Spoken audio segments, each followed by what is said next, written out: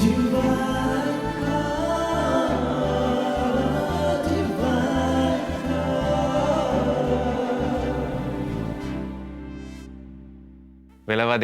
വേലക്കാരോ ചുരുക്കം, കൊയ്ത്തിന് വേലക്കാരെ അയക്കാൻ വിളവിൻ്റെ നാഥനോട് പ്രാർത്ഥിക്കുവിൻ.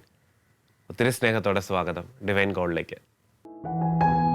സങ്കീർണമായ വെല്ലുവിളികൾ ഹൃദയത്തിൽ ഏറ്റെടുത്ത് ഇതാ അനേകം വൈദികർ ക്രിസ്തു സ്നേഹത്തിൻ്റെ വാഹകരായി യാത്രയാകുന്നു. ലോകരക്ഷകനായ ക്രിസ്തുവിൻ്റെ വിമോചനവും സ്നേഹവും അവരിത ജനതകൾക്ക് പങ്കുവയ്ക്കുന്നു. ക്രിസ്തുവിനെ അറിയാത്ത ദേശാന്തരങ്ങൾ ഇതാ ക്രിസ്തു സ്നേഹത്താൽ നിറയുന്നു. ഇത് അരുണാചൽ പ്രദേശിൽ മിഷൻ ശുശ്രൂഷ നിർവഹിക്കുന്ന father Yesudas P Joseph Capuchin.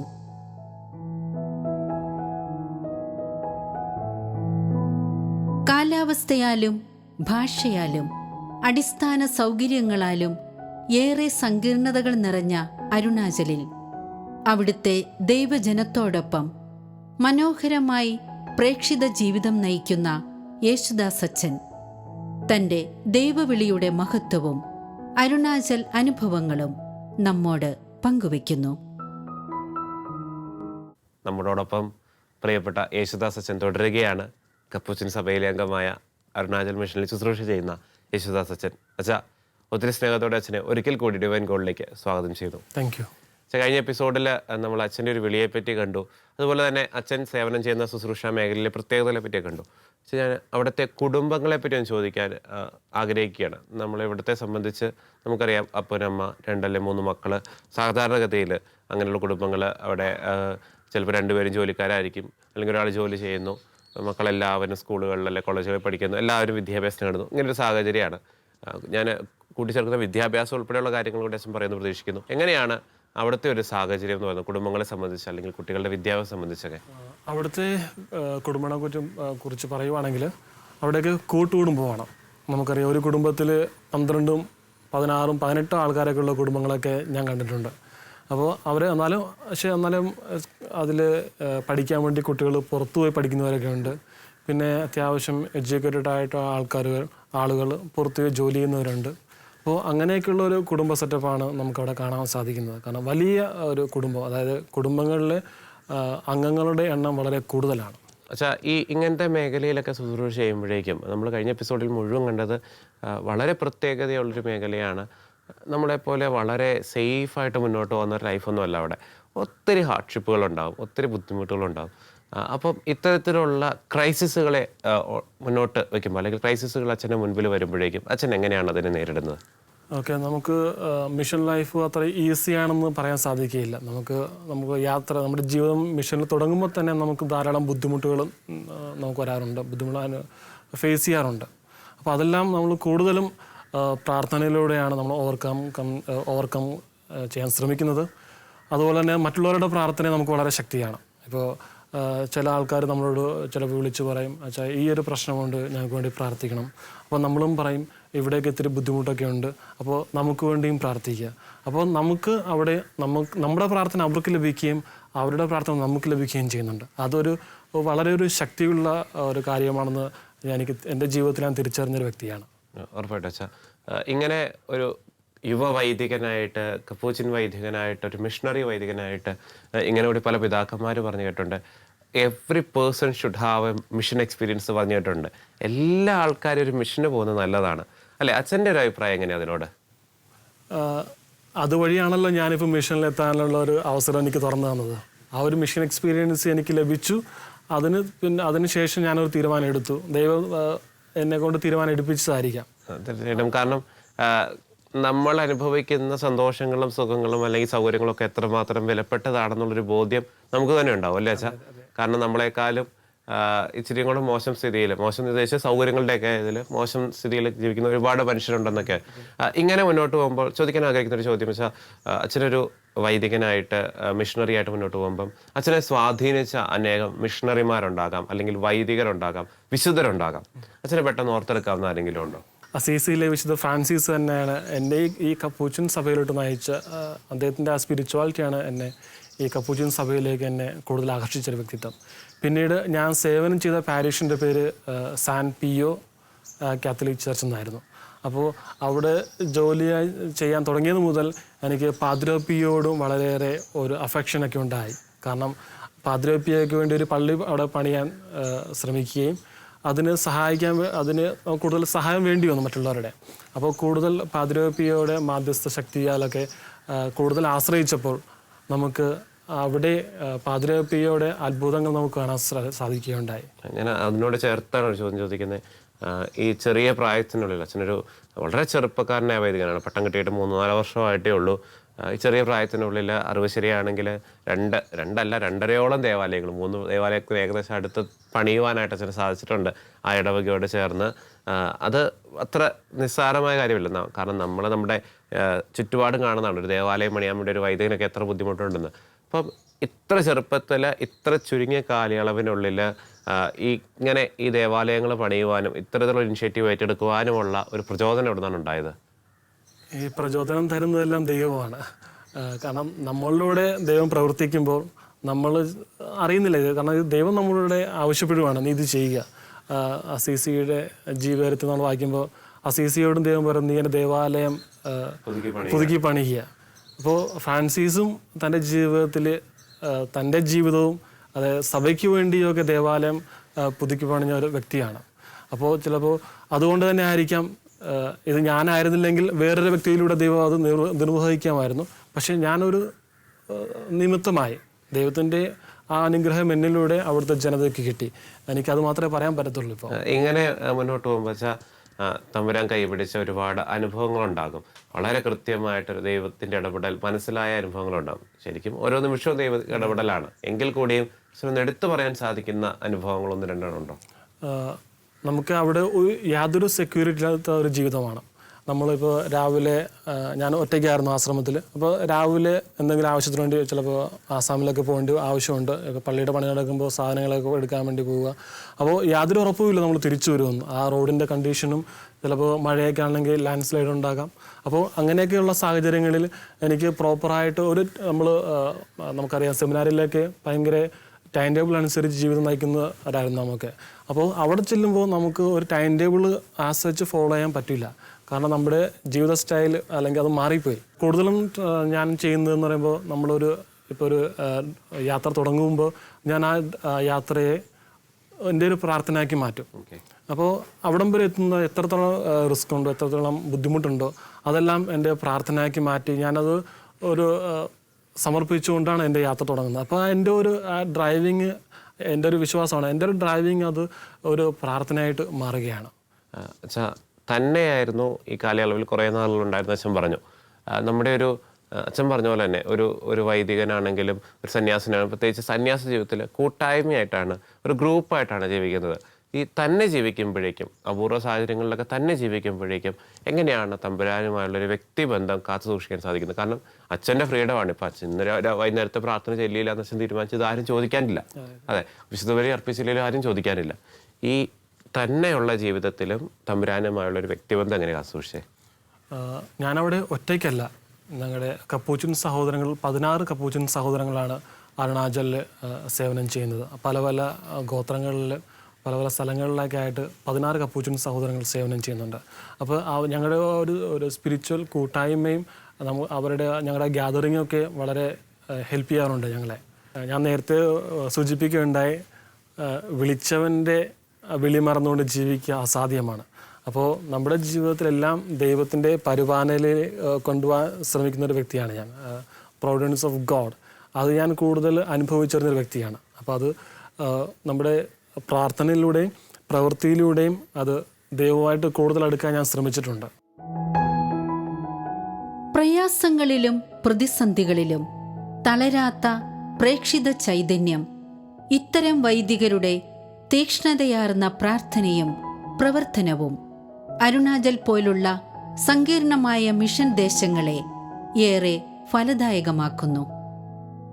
അനേകം കണ്ണീരണിഞ്ഞ ജീവിതങ്ങൾക്ക് തണലാകുന്നു. സങ്കടങ്ങളിൽ യേശുവിൻ്റെ സ്വാന്തനമാകുന്നു. സാമൂഹികമായി ഇവർ ഉയർന്നു വരുന്നു. അതെ, സുവിശേഷം കടന്നു ചെല്ലുന്ന നാടുകൾ അതിനാൽ തന്നെ കൂടുതൽ ഐശ്വര്യപൂർണമാകുന്നു. എല്ലാ വൈദികന്റെയും ജീവിതം കേന്ദ്രീകരിച്ചിരിക്കുന്നത് വിശുദ്ധ ബലിയിലാണ്, വിശുദ്ധ കുർബാനയിലാണ്. അച്ഛനെ സംബന്ധിച്ചും അച്ഛൻ്റെ ജീവിതത്തിൽ വിശുദ്ധ ബലി, വിശുദ്ധ കുർബാന എത്രത്തോളം അച്ഛൻ്റെ ജീവിതത്തെ സ്വാധീനിച്ചിട്ടുണ്ട്, ഈ മേഖലയിലൊക്കെ ശുശ്രൂഷ ചെയ്യുമ്പോൾ അച്ഛന് ബലമായിട്ടുണ്ട്? നമുക്കറിയാമല്ലോ, വിശുദ്ധ ബലിയാണ് നമ്മുടെ ശക്തി എന്ന് പറയുന്നത്. ആ അൽത്താരയിൽ നിന്ന് കിട്ടുന്ന ശക്തി നമ്മൾ സ്വീകരിച്ചുകൊണ്ടാണ് നമ്മുടെ വിവിധ സേവന മേഖലകളിലൊക്കെ പോകുന്നത്. അപ്പോൾ അത് എത്രത്തോളം ശക്തി നമുക്ക് ലഭിക്കുന്നു, എത്രത്തോളം സമയം നമ്മൾ ദൈവത്തോടുകൂടെ ആയിരിക്കുന്നുവോ അത്രത്തോളം ശക്തി നമുക്ക് ലഭിക്കുകയാണ്. ആ ശക്തിയും കൊണ്ടാണ്, അല്ലെങ്കിൽ ആ അനുഗ്രഹം കൊണ്ടാണ് നമ്മൾ മറ്റുള്ള വില്ലേജുകളിലേക്കോ അല്ലെങ്കിൽ മറ്റുള്ള സഹോദരങ്ങളിലും നമ്മൾ എത്തിച്ചേരുക.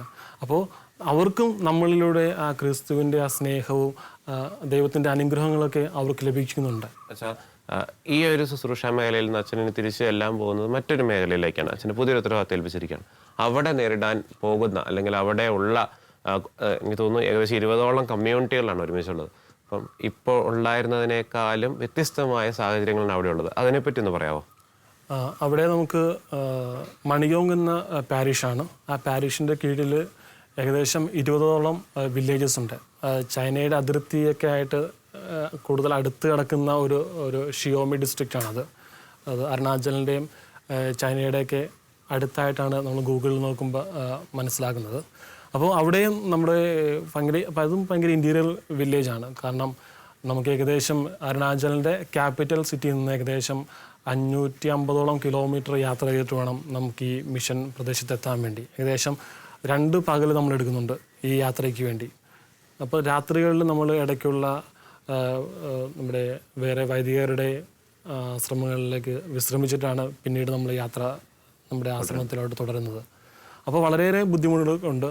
റോഡിൻ്റെ ആയാലും, ഞാൻ കഴിഞ്ഞ ദിവസം ഒരു വീഡിയോ കാണുകയുണ്ടായി. ഞങ്ങൾ പോകുന്ന യാത്ര വഴിയിൽ മൊത്തം റോഡ് അങ്ങോട്ട് ഇടിഞ്ഞു പോവുകയാണെന്ന്. അപ്പോൾ അതൊക്കെ വളരെ ബുദ്ധിമുട്ടുണ്ടാകും. കാരണം ഒരു യാത്ര തുടങ്ങി തിരിച്ചു വരുമോ എന്നുള്ളൊരു ഉറപ്പ് നമുക്കൊന്നുമില്ല. അതെ, ഓക്കെ. അവിടെ ഇലക്ട്രിസിറ്റി ഇല്ലാതെയും നെറ്റ്വർക്ക് ഇല്ലാതെയും ധാരാളം കുടുംബങ്ങൾ വളരെ സന്തോഷത്തോടു കൂടി ജീവിക്കുന്നതൊക്കെ നാം കാണുന്നുണ്ട് അവിടെയൊക്കെ. ഇത്തരത്തിലുള്ള ഒരുപാട് എന്താ പറയുക, പരിമിതികൾക്കിടയിലാണ് അവിടെയുള്ള ആൾക്കാർ ജീവിക്കുന്നത്. നമ്മൾ കമ്പയർ ചെയ്യുമ്പോഴേക്കുമാണ് അങ്ങനെയുള്ളപ്പോഴേക്കും അവർക്ക് ഒരുപാട് പ്രശ്നങ്ങളുണ്ടാകും, ബുദ്ധിമുട്ടുണ്ടാകും. പേഴ്സണലി നമ്മളോടൊന്ന് സംസാരിക്കാനൊക്കെ ആയിട്ട് അവർ താല്പര്യപ്പെടുന്നുണ്ടാകും. ഇങ്ങനെയുള്ള സാഹചര്യങ്ങളിൽ അവരോട് സംസാരിക്കുന്നതിനും അവരോട് കമ്മ്യൂണിക്കേറ്റ് ചെയ്യുന്നതിനും അവരുടെ ബുദ്ധിമുട്ടുകൾ മനസ്സിലാക്കുമ്പോഴൊക്കെയും അച്ഛന് ലാംഗ്വേജ് ഒരു പ്രശ്നമായി മാറാറുണ്ടോ? ഇനി അങ്ങനെ ഉണ്ടെങ്കിൽ അച്ഛൻ എങ്ങനെയാണ് ആ ഒരു പ്രശ്നത്തെ അഭിമുഖീകരിക്കാറ്? ഓക്കെ, അവർക്ക് അവരുടെ ലാംഗ്വേജ് ഉണ്ട്, ട്രൈബൽ ലാംഗ്വേജ് ഉണ്ട്. നമുക്ക് അത് പഠിക്കാൻ ഇത്തിരി ബുദ്ധിമുട്ടാണ്. എന്നാലും ട്രൈബൽ ലാംഗ്വേജൊക്കെ പഠിച്ച അച്ഛന്മാരൊക്കെ ധാരാളമുണ്ട് അരുണാചൽ പ്രദേശിൽ. അപ്പോൾ നമ്മൾ ഹിന്ദി ഉപയോഗിക്കാറുണ്ട്. ഹിന്ദി അവർക്ക് പ്രായമുള്ളവർക്കൊന്നും ഹിന്ദി അധികം അറിയില്ല. പക്ഷെ എന്നാലും ചെറുപ്പക്കാർക്കൊക്കെ അത്യാവശ്യം ഹിന്ദി അറിയുന്നവരൊക്കെയാണ്. അപ്പോൾ അവരിലൂടെ നമ്മൾ കമ്മ്യൂണിക്കേറ്റ് ചെയ്യാറുണ്ട്. നമ്മൾ പറഞ്ഞു അച്ഛനായിരിക്കുന്ന ശുശ്രൂഷ മേഖലയിൽ ഒരു സാമൂഹ്യ മാധ്യമങ്ങളുടെ അല്ലെങ്കിൽ ഇൻ്റർനെറ്റ് ഫെസിലിറ്റീസിൻ്റെ ഒക്കെ അവൈലബിലിറ്റി ബുദ്ധിമുട്ടാണെന്ന് പറഞ്ഞു. എങ്കിൽ കൂടിയും അച്ഛനെ ഒന്ന് സോഷ്യൽ മീഡിയയിൽ പരിധിയാൽ അച്ഛൻ അത്യാവശ്യം ആക്റ്റീവാണ്. അച്ഛൻ്റെ ശുശ്രൂഷ മേഖലയുടേതായ ഫോട്ടോസ്, അച്ഛൻ്റെ ബാക്കി അച്ഛൻ അപ്ഡേറ്റഡ് ആണ് ഇത്തരം കാര്യങ്ങളിലൊക്കെയും. ഒരു വിഭാഗം, ഒരു ചെറിയ വിഭാഗമെങ്കിലും ഇന്നത്തെ യുവ വൈദികരെ പറ്റി പറയുന്നത് ഇവർ ഭയങ്കര എന്താ പറയുക, ന്യൂജൻ യോയോ സ്റ്റൈലിലുള്ള ആൾക്കാർ, വേഷത്തിലും നടപ്പിലും എടുപ്പിലും അവരുടെ സാമൂഹ്യ മാധ്യമങ്ങളുടെ ഉപയോഗത്തിലൊക്കെയും അവരുടെ ഒരു സ്പിരിച്വാലിറ്റി നഷ്ടപ്പെടുത്തിക്കൊണ്ട് ഇവർ ഇന്നത്തെ ഒരു സുഖസൗകര്യങ്ങളിൽ ജീവിക്കുന്നു എന്ന് പറയുന്ന ചെറിയ സമൂഹമെങ്കിലും ഉണ്ട്. അച്ഛനൊരു യുവ വൈദികനാണ്. What do you think? Kevin പറഞ്ഞതുപോലെ ഞാൻ സോഷ്യൽ മീഡിയയിൽ ആക്റ്റീവ് ആണ്. അപ്പോൾ പലരും ചോദിക്കാറുണ്ട്, അച്ഛാ അവിടെ നെറ്റ്വർക്കൊന്നും ഇല്ലല്ലോ, അപ്പോൾ എങ്ങനെയാണ് ഇതൊക്കെ ചെയ്യുന്നത്? അപ്പോൾ ഞാനിപ്പോൾ പറയാറുണ്ട്, ഞാൻ ഫോട്ടോയൊക്കെ എടുത്തിട്ട് ഇടാറുണ്ട്. കാരണം വൈഫൈ മരത്തിൽ തൂങ്ങി കിടക്കുന്നതൊക്കെ ഫോട്ടോ എടുത്തിടാറുണ്ട്. അപ്പോൾ ഇങ്ങനെയൊക്കെയാണ് നമ്മൾ അത്യാവശ്യം കമ്മ്യൂണിക്കേഷൻ സാധ്യമാക്കുന്നത്. അപ്പോൾ പിന്നീട് നമ്മുടെ മിഷന് വേണ്ടി പിന്നെ നമ്മുടെ സുവിശേഷവൽക്കരണം, ഇവാഞ്ചലൈസേഷൻ, അത് ഓരോ വ്യക്തിയുടെയും ഭാഗമാണ്. ഇപ്പോൾ being a priest or being a layman, അത് ഒരു വ്യക്തിയുടെ ജീവിതമാണ് ഇവാഞ്ചലൈസേഷൻ. അത് എങ്ങനെ വേണമെങ്കിലും നമുക്കത് മറ്റുള്ളവർക്ക് എത്തിക്കാം. അപ്പോൾ social media is an open platform.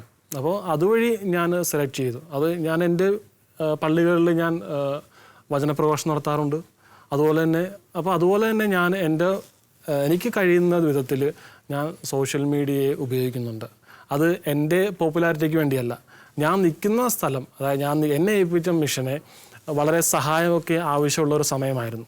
അപ്പോൾ അത് മറ്റുള്ളവരിൽ എത്തണമെന്നൊരു ആഗ്രഹം എൻ്റെ മനസ്സിലുണ്ട്. അത് ഞാൻ പ്രാർത്ഥിച്ചപ്പോൾ എനിക്ക് കിട്ടിയ ഒരു വിഷനാണ്. അപ്പോൾ അത് അനുസരിച്ചാണ് ഞാൻ ഇന്ന് മിഷൻ്റെ ഒരു ഫേസ്ബുക്ക് അക്കൗണ്ട് തുടങ്ങുന്നതും പിന്നെ മിഷനിൽ നമ്മൾ ചെയ്യുന്ന കാര്യങ്ങളൊക്കെ മറ്റുള്ളവർ അറിയണമെന്നൊരു ആഗ്രഹം കൂടി ഉണ്ടായിരുന്നു. അത് മിഷൻ വളരാൻ വേണ്ടിയാണ്. അങ്ങനെ നമ്മൾ മറ്റുള്ളവർ നമ്മുടെ മിഷനെക്കുറിച്ച് അറിയാൻ തുടങ്ങി. അതിലൂടെ നമ്മുടെ പള്ളികളിലൊക്കെ അത്യാവശ്യം വേണ്ടുന്ന സ്പോൺസേഴ്സും അങ്ങനെയുള്ള നമ്മളെക്കുറിച്ച് അറിയാൻ തുടങ്ങിയപ്പോൾ മറ്റുള്ളവർ മനസ്സിലായി ഇത് ഒരു ജെനുവിനാണ്, ഇവിടെ നമുക്ക് സഹായിക്കാം, ഇവിടെ നമ്മുടെ സഹായം അത്യാവശ്യമാണെന്നൊക്കെ അറിയാൻ തുടങ്ങിയത് അങ്ങനെയാണ്. ഉറപ്പായിട്ട് വെച്ചാൽ ഈശോയെ പ്രഘോഷിക്കാനായിട്ട്, ഈശോയുടെ രാജ്യം അറിയിക്കാൻ വേണ്ടിയിട്ട് ഏത് മാധ്യമം ഉപയോഗിക്കുമ്പോഴും അത് ഭംഗിയുള്ളതായി തീരും. അച്ഛൻ ഈ സോഷ്യൽ മീഡിയയും അങ്ങനെ ഭംഗിയായി ഉപയോഗിക്കുന്നു. അച്ഛൻ ഈ പറഞ്ഞതിൽ നിന്ന് തന്നെ ഇപ്പോൾ കുറച്ച് പേരെങ്കിലുമൊക്കെ പറയുന്നൊരു കാര്യമാണ്, നമുക്ക് സഭയെ സംബന്ധിച്ച് നമ്മുടെ ഭാരതത്തിൻ്റെ എല്ലാ മേഖലകളിലും ഇപ്പോൾ സഭയ്ക്ക് രൂപതകളുണ്ട്, അവിടത്തേതായിട്ടുള്ള ജുഡിസ്ഡിക്ഷനുണ്ട്, അഡ്മിനിസ്ട്രേഷനുണ്ട്, എല്ലാം ഉണ്ട്. എങ്കിൽ കൂടിയും അച്ഛൻ പറയുന്ന വാക്കുകളിലുണ്ട് നമ്മുടെ സാമ്പത്തികമടക്കമുള്ള സഹായങ്ങൾ ഇനിയും ആവശ്യമുണ്ടെന്നുള്ളത്. എന്തുകൊണ്ടാണ് അച്ഛൻ അങ്ങനെ പറയാനുള്ള സാഹചര്യം? അപ്പോൾ അവിടെ ഉള്ള ആവശ്യങ്ങൾ മീറ്റ് ചെയ്യാൻ വേണ്ടിയിട്ട് അവിടെ തന്നെ നമുക്കൊരു സ്രോതസ് കണ്ടെത്താൻ സാധിക്കുന്നില്ലാത്തതുകൊണ്ടാണോ? നമുക്കറിയാം, അവിടുത്തെ ജനങ്ങളെന്ന് പറയുന്നത് കർഷകരായ സാധാരണ ജനങ്ങളാണ്. അപ്പോൾ നമ്മുടെ ഒരു പള്ളി പണിയാൻ വേണ്ടി അവരുടെ നിന്ന് കളക്ഷൻ എടുക്കുക എന്ന് പറയുന്നത് വളരെ ബുദ്ധിമുട്ടുള്ള കാര്യമാണ്. അപ്പോൾ അതുകൊണ്ട് തന്നെ നമ്മൾ അവരെ അധികം ബുദ്ധിമുട്ടിക്കാതെ നമ്മുടെ ആവശ്യങ്ങൾ നമ്മൾ ഇതുപോലെ സോഷ്യൽ മീഡിയയിലും മറ്റുള്ളവരിലും നമ്മുടെ ഫ്രണ്ട്സിനോടൊക്കെ ഷെയർ ചെയ്തപ്പോൾ അവർ വഴി മറ്റുള്ളവരിലേക്ക് ഈ ന്യൂസ് എത്തി. അപ്പോൾ അവർ നോക്കുമ്പോൾ ഇത് ഒരു ജെനുവിനാണ്, വിശ്വാസികൾക്ക് പ്രാർത്ഥനാലയം അത്യാവശ്യമാണ്. അപ്പോൾ അങ്ങനെയൊക്കെ നോക്കി അവർ നമ്മളെ ഹെൽപ്പ് ചെയ്തു. അങ്ങനെ ധാരാളം വ്യക്തികൾ ഹെൽപ്പ് ചെയ്തതിന് ഒരു ശേഷം മാത്രമാണ് നമുക്ക് നമ്മുടെ വില്ലേജുകളിൽ പള്ളികൾ വന്നത്. അച്ഛാ, നമുക്ക് ഒരുപാട് വൈദികരുണ്ട്, നാട്ടിലും പുറത്തായിട്ട് ഒരുപാട് വൈദികരുണ്ട്. പലരെങ്കിലുമൊക്കെ, വൈദികരല്ല അൽമാരായിട്ടുള്ളവരെങ്കിലും പറഞ്ഞു കേട്ടിട്ടുള്ളൊരു കാര്യമാണ്, അതായത് മിഷൻ ഭയങ്കര ബുദ്ധിമുട്ടാണ്. ഈ നാട്ടിലെ ഏതെങ്കിലും പള്ളിയിൽ അല്ലെങ്കിൽ നാട്ടിലെ ഏതെങ്കിലും സന്യാസ ഭവനത്തിൽ ഇവിടുത്തെ ഒരു സ്കൂളിൻ്റെ കാര്യമോ ഇവിടുത്തെ ഒരു പള്ളിയുടെ കാര്യമൊക്കെ നോക്കി തിരിച്ചാൽ പോരെ, മിഷന് പോകേണ്ട ആവശ്യമുണ്ടോ, വേറെ ആരും പോയിക്കോളെ എന്ന് ചോദിക്കുന്ന അല്ലെങ്കിൽ അങ്ങനെ ചിന്തിക്കുന്ന കുറച്ച് പേരെങ്കിലുമൊക്കെ ഉണ്ട്. അച്ഛൻ ഈ കഴിഞ്ഞ 3 വർഷങ്ങളായിട്ട് വ്യത്യസ്തമായ രീതിയിൽ അവിടെ ശുശ്രൂഷ ചെയ്യുമ്പോഴേക്കും അച്ഛൻ എന്താണ് അതിനോട് പറയാനുള്ളത്? ഈ സെയിം ചോദ്യം തന്നെ പലരും എൻ്റെ അടുത്ത് ചോദിച്ചിട്ടുണ്ട്. അപ്പോൾ ഞാൻ പറയുക ഇങ്ങനെയാണ്, ബുദ്ധിമുട്ടുകളുണ്ട്, പ്രയാസങ്ങളുണ്ട്, നമ്മൾ ദുഃഖിപ്പിക്കുന്ന അവസരങ്ങൾ വരെയുണ്ട്. പക്ഷെ എന്നാലും നമ്മൾ സന്തോഷത്തിനും സമാധാനത്തിനും കുറവില്ല. നമ്മൾ ചെറിയ പ്രവൃത്തി ചെയ്താലും അത് നമുക്ക് വളരെ സന്തോഷം തരുന്നുണ്ട്, വളരെ സാറ്റിസ്ഫാക്ഷൻ തരുന്നുണ്ട്. അപ്പോൾ അതൊക്കെ വിട്ടിട്ട് നമ്മൾ വേറെ ഒരു സ്ഥലത്ത് പോവുക, അത് ഞാനിതുവരെ ചിന്തിച്ചിട്ടില്ല. ഇനി ഭാവിയിൽ ഇപ്പോൾ സഭ പുതിയ മേഖലകൾ ഏൽപ്പിക്കുവാണെങ്കിലും അത് സന്തോഷത്തോടുകൂടി ചെയ്യാൻ ദൈവം അനുഗ്രഹിക്കുമെന്നുള്ള ഒരു വിശ്വാസം എനിക്കുണ്ട്. അച്ഛാ, ഈ കാലഘട്ടത്തിൽ ഒരുപാട് രീതിയിലൂടെ നമുക്ക് സുവിശേഷം പ്രഘോഷിക്കാൻ സാധിക്കും അല്ലേ? അച്ഛൻ തന്നെ മിഷൻ രംഗങ്ങളിൽ വൈദികനായി സേവനം ചെയ്ത് വാക്കിലും പ്രവൃത്തിയിലും ഒക്കെ സുവിശേഷം പ്രഘോഷിക്കുന്നുണ്ട്, ഈശോയെ നൽകുന്നുണ്ട്. അച്ഛന് ഈ പറയുന്ന സോഷ്യൽ മീഡിയയിലൊക്കെ ആക്റ്റീവാണ്. ഇത്തരം കാര്യങ്ങളെയും കൂടി നമുക്കൊന്ന് സുവിശേഷ പ്രഘോഷത്തിന് ഉപയോഗിക്കാൻ സാധിക്കുന്നതല്ലേ? അച്ഛൻ്റെ ഒരു അഭിപ്രായം എങ്ങനെയാണ്? വളരെ നല്ലൊരു ചോദ്യമാണത്. എനിക്ക് പണ്ട് മുതലേ ഫോട്ടോഗ്രാഫിയോട് വളരെ താല്പര്യമുള്ളൊരു വ്യക്തിയാണ്. അപ്പോൾ ഞാൻ കുറേ നാളിങ്ങനെ ഫോട്ടോ എടുത്ത് സൂക്ഷിക്കുന്നതല്ലാതെ അങ്ങനെ അതെന്ത് ചെയ്യുമെന്നുള്ള യാതൊരു ഐഡിയയുമില്ലായിരുന്നു. അങ്ങനെ ഒരു 2.5 വർഷം മുമ്പ് ഞാൻ പുതിയൊരു സംഭവം തുടങ്ങി വെച്ചു. അതായത് ഞാൻ എടുക്കുന്ന ഫോട്ടോഗ്രാഫ്സ് 3D എഡിറ്റ് ചെയ്തിട്ട് അതിൽ വിശുദ്ധരുടെ ഓരോ ദിവസവും ഓരോരോ വിശുദ്ധരുടെ കോഡ്സ് എഴുതി ഓരോരുത്തർക്കും അയക്കുകയും അതുപോലെ തന്നെ സോഷ്യൽ മീഡിയയിൽ പബ്ലിഷ് ചെയ്യുകയും ചെയ്തു. ഈ ചെറിയൊരു കാര്യത്തിലൂടെ അനേകം വ്യക്തികൾക്ക് ഇത് ചിലപ്പോൾ അവരെ ടച്ച് ചെയ്യുന്നതാകും. പല സന്ദർഭത്തിൽ ജീവിക്കുന്ന ആൾക്കാരാണ്. ചില സമയത്ത് ഒരു വിശുദ്ധൻ്റെ വാക്ക് ഒരു വ്യക്തിയെ ടച്ച് ചെയ്യാം. അങ്ങനെ പലരും എനിക്ക് റിപ്ലൈ അയക്കാറുണ്ട്, അച്ഛൻ കറക്റ്റ് സമയത്ത് ഈ മെസ്സേജ് അയച്ചു. അപ്പോൾ അത് കേൾക്കുമ്പോൾ വളരെ സന്തോഷമുണ്ട്. പിന്നീട് നമ്മൾ ചെയ്യുന്ന ചെറിയൊരു കാര്യം വളരെയധികം ആൾക്കാർ സ്റ്റാറ്റസായിട്ട് ഇടുന്നുണ്ട്. അത് കാണുമ്പോഴും അത് നമ്മളെ ആ ചെറിയ കാര്യത്തെ അത് ഡെയിലി കണ്ടിന്യൂ ചെയ്യാൻ വേണ്ടി നമ്മളെ അത് ബൂസ്റ്റപ്പ് ചെയ്യുന്നുണ്ട്. ഉറപ്പായിട്ട് വെച്ചാൽ വിശ്വ പറയുന്ന പോലെ ദൈവത്തിൻ്റെ കയ്യിലൊരു കളിപ്പന്താന്ന് പറയുന്നത്, ദൈവമാണ് എടുത്ത് ഉപയോഗിക്കുന്നത് എങ്ങനെയാണെന്നുള്ള രീതിയിൽ അച്ഛൻ്റെ ആ ഒരു കുഞ്ഞു കഴിവിനെ തമ്പുരാൻ എടുത്ത് ഉപയോഗിക്കുന്ന വഴികളാണിത്. ഒരുപാട് സന്തോഷം അത് കേൾക്കുമ്പം. പക്ഷെ നമ്മൾ കുടുംബത്തെ പറ്റി കൂടി ഒന്ന് അറിയാൻ ആഗ്രഹിക്കുകയാണ്. അച്ഛൻ ഏക മകനാണ്, ഒരു സഹോദരൻ്റെ ഏക മകനാണ്. തീർച്ചയായിട്ടും ഏക മകൻ വൈദികനാകുമ്പോൾ സന്തോഷമുണ്ടെങ്കിൽ കൂടിയും ഞങ്ങളെ നോക്കാൻ ഇനി ആരുണ്ട് എന്നുള്ള ചിന്തയൊക്കെ എല്ലാ അപ്പൻ്റെ അമ്മയുടെ ഉള്ളിൽ സ്വാഭാവികമായിട്ടുണ്ടാവും. എങ്ങനെയാണ് കുടുംബം അച്ഛൻ്റെ ഈ ഒരു ദൈവവിളിയെ നോക്കിക്കാണുന്നത്? അവർ പ്രത്യക്ഷത്തിൽ എൻ്റെ അടുത്ത് പോകണ്ട എന്നൊന്നും പറഞ്ഞിട്ടില്ല. ഞാൻ ആദ്യമേ തന്നെ സെമിനാരിൽ പോകുന്ന സമയത്ത് ഞാനിങ്ങനെ പറഞ്ഞപ്പോൾ അവർ നോ എന്ന് എൻ്റെ അടുത്ത് പറഞ്ഞിട്ടില്ല. പിന്നീട് ഞാൻ ഷില്ലോങ്ങിൽ തിയോളജി പഠിക്കുന്ന സമയത്ത് ഒരു ആനുവൽ റിട്രീറ്റിൻ്റെ സമയത്ത് ഞാനൊരു അച്ഛനെ സ്പിരിച്വൽ ടോക്കിന് വേണ്ടി സമീപിച്ചപ്പോൾ ഞാൻ ഇങ്ങനെ ഒരു ബുദ്ധിമുട്ട് പറഞ്ഞു. അപ്പോൾ അച്ഛൻ പറയുകയാണ്, ബ്രദർ തിരിച്ചു പോവുകയാണ്. കാരണം ഇത്രയും പാരൻസിന് നോക്കുക, അപ്പോൾ അത്രയും കാര്യങ്ങളൊക്കെ മാറ്റിവെക്കാൻ പറ്റുന്ന കാര്യങ്ങളല്ല.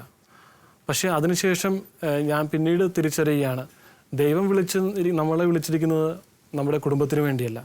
ഒരു കുടുംബത്തെ വിട്ടിട്ട് 1000 കുടുംബത്തെ ഉണ്ടാക്കുക, അല്ലെങ്കിൽ 10,000 കുടുംബങ്ങളെ ഉണ്ടാക്കുക, അതിനുവേണ്ടിയാണ് നാമൊക്കെ വിളിക്കപ്പെട്ടിരിക്കുന്നത്. അപ്പോൾ ഒരു കുടുംബത്തെ ഉപേക്ഷിക്കുകയല്ല, പക്ഷേ ആ വീടിൻ്റെ ഒന്ന് സൈസ് വലുതാക്കി എടുക്കുകയാണ്. അങ്ങനെയാണ് എൻ്റെ ഒരു കാഴ്ചപ്പാട്. ഓരോ വൈദികൻ്റെയും സന്യാസിനിയുടെയും ജീവിതം ഇങ്ങനെ തന്നെയാണ്. അച്ഛൻ പറഞ്ഞ പോലെ തന്നെ ഒരു വീട്ടിൽ നിന്ന് 1000 വീട്ടിൻ്റെയും 10,000 വീട്ടിൻ്റെയും മകനും മകളും സഹോദരനുമായിട്ട് മാറുകയാണ്. അച്ഛാ, ഭയങ്കരമായിട്ടൊരു ബുദ്ധിമുട്ടുള്ളൊരു സാഹചര്യത്തിലേക്ക്, പ്രത്യേകിച്ച് ഒരു ഡെവലപ്ഡ് അല്ലാത്തൊരു സാഹചര്യത്തിലേക്ക് അച്ഛൻ കടന്നു ചെല്ലുമ്പോഴേക്കും അച്ഛൻ്റെ മാതാപിതാക്കൾക്ക് ഇതിനെപ്പറ്റിയുള്ള ഒരു ആകുലതയും കൂടെ അവർ പങ്കുവയ്ക്കില്ലേ? ഓക്കെ, അവർ ചില സമയങ്ങളിലേക്ക് ഒരാഴ്ചയിൽ എൻ്റെ കോൾ കണ്ടില്ലെങ്കിൽ അവർ ചിലപ്പോൾ അടുത്ത് പറയാറുണ്ട്, കഴിഞ്ഞ ആഴ്ച എന്തുപറ്റി വിളിക്കാതിരുന്നത്, എന്തെങ്കിലും പ്രശ്നം ഉണ്ടായോ. അപ്പോൾ അത് അവർക്ക് ചെറിയ ബുദ്ധിമുട്ടുണ്ടാക്കുന്നുണ്ട്. ഇപ്പോൾ ഞാൻ പോകുന്ന സ്ഥലത്ത് അവിടുത്തെ അച്ഛൻ പറയുകയുണ്ടായി, നെറ്റ്വർക്കുള്ള സ്ഥലം വേണമെങ്കിൽ ഒരു ഏകദേശം 4-6 മണിക്കൂർ ഡ്രൈവ് ചെയ്ത് അടുത്ത വില്ലേജിൽ വന്നിട്ട് വേണം നമുക്ക് ഈ സാധാരണ കോളോ അല്ലെങ്കിൽ ഇൻ്റർനെറ്റ് ഉപയോഗിക്കുന്നത് നമുക്ക് സാധിക്കുകയുള്ളൂ എന്ന്. പക്ഷെ അത് പറഞ്ഞപ്പോഴും അവർ പറയുകയുണ്ടായി, അവിടെ നെറ്റ്വർക്കുള്ള ഏതെങ്കിലും സ്ഥലത്ത് ഇരിക്കുവാണെങ്കിൽ നല്ലതായിരുന്നു. പക്ഷെ ഞാൻ പറഞ്ഞു, ദൈവം നമ്മളെ വിട്ടിരിക്കുന്നത് നെറ്റ്വർക്കുള്ള സ്ഥലത്തേക്ക് വേണ്ടി മാത്രമല്ല.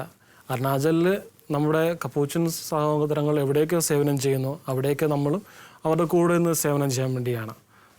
തീർച്ചയായിട്ടും ദൈവം ആഗ്രഹിക്കുന്നത് അധികാരികളിലൂടെ പറയുന്നതെന്നോ അത് അനുവർത്തിക്കാൻ വേണ്ടി വിളിക്കപ്പെട്ടവനാണ് ഓരോ വൈദികനും. വെച്ചാൽ വളരെ ചെറുപ്പത്തിലെ തന്നെ സാധാരണഗതിയിൽ ഇവിടുത്തെ നമ്മുടെ നാട്ടിലെ പരിശീലനങ്ങളൊക്കെ നേടി, ഇവിടുത്തെ ഭവനങ്ങളിലായിരുന്ന സുപ്പീരിയേഴ്സിൻ്റെ കീഴിലുള്ള ഒരുപാട് പരിശീലനങ്ങളൊക്കെ നേടി ഒരു മധ്യവയസ്കരൊക്കെ ആയിട്ടാണ്, അല്ലെങ്കിൽ കുറച്ചധികം വർഷങ്ങൾക്ക് ശേഷമാണ് സാധാരണഗതിയിൽ മിഷൻ പ്രദേശങ്ങളിലേക്ക് പലരും യാത്രയാകാറ്. തൻ്റെ വിളിയുടെ ആരംഭത്തിൽ തന്നെ, അല്ലെങ്കിൽ ദൗത്യത്തിൻ്റെ ആരംഭത്തിൽ തന്നെ അച്ഛൻ ആയിരിക്കുന്നത് ഇത്തരത്തിൽ ഒരുപാട് ശുശ്രൂഷ ആവശ്യമുള്ള, പ്രയത്നം ആവശ്യമുള്ള മിഷൻ പ്രദേശങ്ങളിലാണ്. കഴിഞ്ഞ 3 വർഷങ്ങളായിട്ട് വളരെ മനോഹരമായിട്ട് ശുശ്രൂഷ ചെയ്ത് മുന്നോട്ട് പോകുമ്പോൾ മിഷണറി എന്ന രീതിയിലും കപ്പൂച്ചിൻ വൈദികൻ എന്ന രീതിയിലും അച്ഛന് എങ്ങനെ ഫീൽ ചെയ്യുന്നു? How do you feel? അത് ഞാൻ നേരത്തെ പറഞ്ഞതുപോലെ അത് പ്രൊവിഡൻസ് ഓഫ് ഗോഡ്, ആ trust in the Providence of God, ആ ദൈവത്തിൻ്റെ പരിപാലനയിൽ ആശ്രയിച്ചുകൊണ്ടാണ് ഞാൻ ജീവിക്കുന്നത്. അപ്പോൾ പുറമേയുള്ളൊരു വ്യക്തി നോക്കുകയാണെങ്കിൽ പറയുമെങ്കിൽ ആ അച്ഛന് പ്രാർത്ഥനയില്ലല്ലോ, ഈ അച്ഛന് പ്രാർത്ഥന ഉണ്ടല്ലോ, അങ്ങനെയുള്ള കമ്പാരിസണുള്ള ഒരു കാലഘട്ടമാണ്. പക്ഷേ ഞാൻ എൻ്റെ പ്രവൃത്തിയെയും പ്രാർത്ഥനയാക്കി മാറ്റുകയാണ്. അപ്പോൾ അതുകൊണ്ട് തന്നെ എനിക്ക് ആ ദൈവത്തിൻ്റെ പരിപാലന കൂടുതൽ അനുഭവിക്കാൻ സാധിച്ചിട്ടുണ്ട്. അതുകൊണ്ട് തന്നെ കൂടുതൽ മിഷന് വേണ്ടി എന്തെങ്കിലും ചെയ്യണമെന്നൊരു ആഗ്രഹമുണ്ട്. അത് ദൈവം ഇപ്പം എന്നിലൂടെ പ്രവർത്തിക്കാൻ ദൈവം നിമിത്തോ, ഇഫ് ഗോഡ് വിൽസ്, അത് നമ്മളിലൂടെ ദൈവം ചെയ്തോളും. നമ്മളതൊരു ഇൻസ്ട്രുമെൻ്റായിട്ട് നിന്നു കൊടുക്കുക മാത്രമെന്നാണ് നമ്മുടെ ജോലി. Thy will be done എന്ന് പറയുന്ന പോലെ അങ്ങയുടെ ഹിതം വരട്ടെ. ഒരുപാട് സന്തോഷം വെച്ചാൽ നമ്മൾ ആദ്യം പറഞ്ഞ പോലെ ആലപ്പുഴക്കാരനായ ഒരു സാധാരണ യുവാവ് തമ്പുരാൻ്റെ ഹിതത്തിന് വഴങ്ങിയപ്പോൾ ഒരു അന്നന്നത്തെ ജീവിതത്തിനുള്ളത് മാത്രം കണ്ടെത്തുന്ന ഒരു കുടുംബത്തിൽ നിന്ന് ഇന്ന് ഒരുപാട് കുടുംബങ്ങൾക്ക് ആശ്രയമായി, അത്താണയായി, അവരുടെ ആത്മീയ മേഖലയിലും ഭൗതിക മേഖലയിലൊക്കെ സഹായകമായിട്ട് തമ്പുരാൻ വളർത്തുകയാണ്. ഈശോയുടെ മുഖവും ഈശോയുടെ കരവും ഈശോയുടെ ശബ്ദവും ഒക്കെ ആയിട്ട് മാറാൻ വേണ്ടിയിട്ട് ഒരുപാട് വലിയ കാര്യങ്ങൾ, ചെറിയ കാര്യങ്ങളിൽ വിശ്വസ്തനായ അച്ഛനെ തമ്പുരാൻ ഏൽപ്പിക്കട്ടെ എന്ന് ആഗ്രഹിക്കുകയാണ്. മനോഹരമായൊരു കവിതയുണ്ട്, long way to go before sleep, long way to go before sleep എന്ന് ജവഹർലാൽ നെഹ്റുവിൻ്റെ ഓഫീസിൽ എഴുതി വെച്ചിട്ടുണ്ടെന്ന് പറയുകയാണ്, പറഞ്ഞു കേട്ടിട്ടുണ്ട് ഈ ഒരു കവിത. അച്ഛന് ഒരുപാട് കാതങ്ങൾ സഞ്ചരിക്കാനുണ്ട് ഇനിയും ഈശോയ്ക്ക് വേണ്ടിയിട്ട്, ഈശോയുടെ കാലുകളുമായിട്ട് ഒരുപാട് പേർക്ക് തമ്പുരാനെ കൊടുക്കാൻ സാധിക്കട്ടെ എന്ന് ആശംസിക്കുകയാണ്. അച്ഛൻ എല്ലാവിധ പ്രാർത്ഥനയും നേരുന്നു. നല്ലൊരു മിഷണറിയായി, നല്ലൊരു കപ്പൂച്ചിൻ വൈദികനായി, വിശുദ്ധനായ വൈദികനായി ജീവിതം തുടരട്ടെ, അഭംഗരം തുടരട്ടെ. നന്ദി അച്ഛാ. പ്രേക്ഷിത വയലുകൾ ഇതാ വിളഞ്ഞു പാകമാകുന്നു. ക്രിസ്തുവിനെ ഇനിയും അറിയാത്ത ദേശങ്ങളിലും ജനതകളിലും ഇതാ ഇരുളു നിറയുന്നു. ഇത്തരം ദേശങ്ങളിൽ ക്രിസ്തുവിൻ്റെ മുഖമാകുവാൻ, ക്രിസ്തു നൽകുന്ന വിമോചനം നൽകുവാൻ അനേകം പ്രേക്ഷിതരെ തിരുസഭ വിളിക്കുന്നു. സുവിശേഷ ഗീതികൾ പാടാൻ, യേശുവിൻ സാക്ഷികളാകാൻ, ലോകത്തിലെങ്ങും പോകാൻ നാഥൻ ഇതാ നമ്മെ വിളിക്കുന്നു. വിളവിൻ്റെ നാഥൻ വിളിക്കുന്നു നിന്നെ, വലയെറിഞ്ഞണയുക നിങ്ങൾ. വിളവേറെയാണു കതിർ കൊയ്തെടുത്തിടാൻ, വിശ്വസ്തരാവുക നിങ്ങൾ. തല ചായ്ക്കുവാനിടമില്ലാത്തവൻ ഞാൻ, തണലായി മാറുക നിങ്ങൾ. സുഖമേറെയേകില്ല ഈ വഴികളെങ്കിലും, ലഹരിയായി ഞാൻ നിന്നിലലിയും.